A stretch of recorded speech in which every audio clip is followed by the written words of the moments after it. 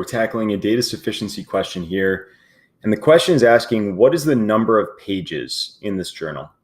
So there are two types of data sufficiency questions. As a subtype, there are yes/no questions, and there are value questions. And this is a value question because we actually need to know exactly how many pages there are.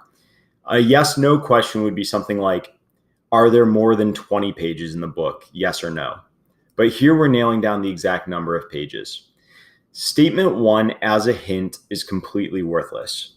Knowing that the pages are a certain size doesn't tell us anything about the quantity of how many pages there are. For example, we could have a book with only one page in it, and that page could be this size. Or we could have a book with 1,000 pages in it, and each page in the book could be exactly this size, and statement 1 would still hold true. So I don't know if I have 1 page or 1,000 pages or some other value completely. So statement 1 is insufficient. It's not enough information to answer the question.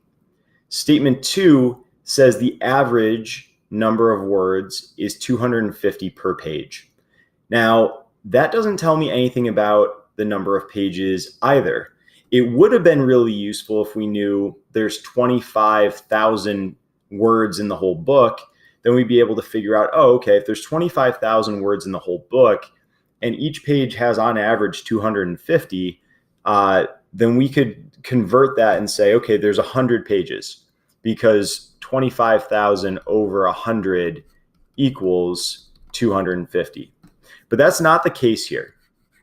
So all we have is the average number of words is 250. We don't know anything about the total, and it doesn't tell us anything about the number of pages on its own. So this is also insufficient. Now, when we take the two statements together, do they help each other get to a sufficient answer? Do they somehow plug holes in each other and create an additional amount of information that we didn't get independently using them on their own? Well, I don't think they do, because knowing the size of the page and the average number of words, I could still have 1 page, I could still have 1,000 pages. And if it's possible for me to get 2 different values out while following the rules, then it's clearly insufficient in terms of answering exactly how many pages we have.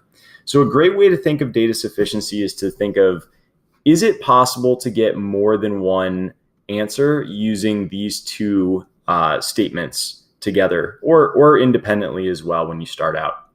This is answer choice E, which states, even when we take these 2 statements together, we still do not get a sufficient answer.